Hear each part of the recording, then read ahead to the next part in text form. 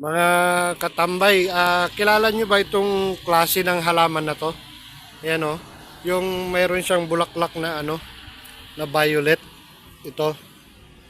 So, kinakain pala to. Hindi pala maganda raw ito sa katawan.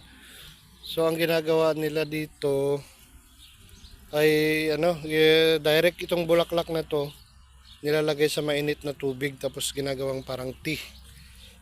Yan ang iniinom nilang tea. So kung kilala niyo itong halaman na to, oh, yun yung dahon niya, oh.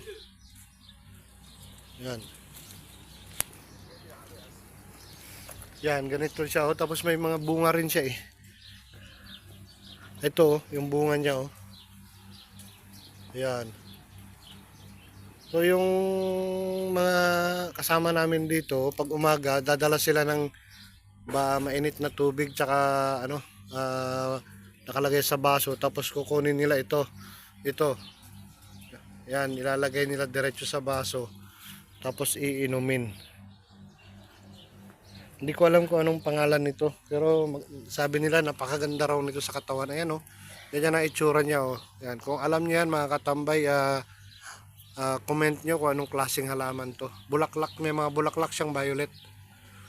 Ayan, galing sa India to eh. Tinanim nung isang driver namin. Okay, bye-bye.